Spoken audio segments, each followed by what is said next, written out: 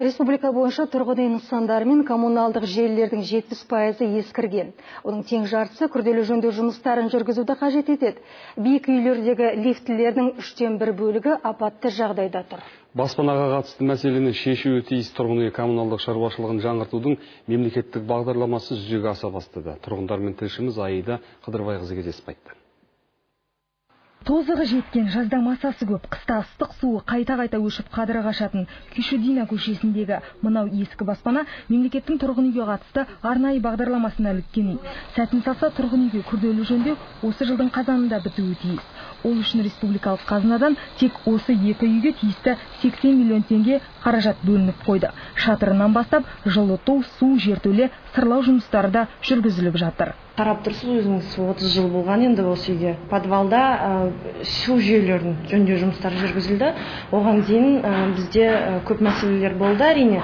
Мысалға, кейде су сөніп қалатын кездер болды бір аптаға. Біз үшін өте тиімді, өйткені мысалға біз егер де өз күшімізбен бұндай жөндеу жұмыстарын жасайтын болсақ, өзіңіз білесіз, қазіргі нарық заманында өте қымбат бәрі.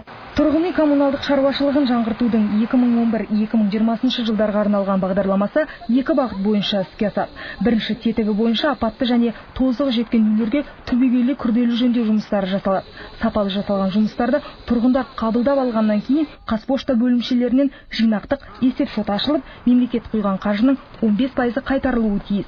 Шамамен әр пәтер мемлекетке 1,5 мен 2 мың теңге көлемінде ай сайын қаржы құйып қайтармақ. Бұл бағдарламаның бірінші бағыты. Көп болса қалай істейміз онда? Барлығы пенсиям жетпейді ғой онда. Қалса кішкентай. Шатыр бір жерде ағып жатыр дейік. Лифт жұмыс істемей жатыр дейік. Содан кейін су құбырлары астындағы подвалдағы дұрыс жұмыс істемей жатыр. Ең алдымен соны жөндеу. Ол үшін үкімет қарастырып 7 жылға дейін осындай айтарлық енді несие ғой. Процентсіз 0%пен 7 жылға дейін осындай халыққа көмек көрсетіп жатыр. ТМД аумағында баламасы жоқ бағдарлама тұрғындарға мол мүмкіндік дейді сала мамандары. Өйткені мемлекетке қайтаратын қаржы жөндеу жұмысы біткеннен кейін беріледі. Бірінші тетігі бойынша жаңа әлеуметтік корпорацияларды капиталдандыру 1 миллиард 932 миллион теңге оларға құйылып үкімет тарапынан.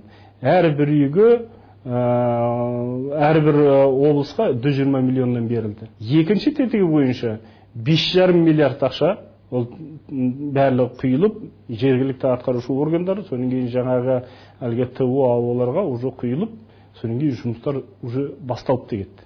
Қазір істеліп жатыр. Ал енді сол ақшаны біз айтып отырмыз, бұл ақша ертеңінде қайтатын ақша ғой.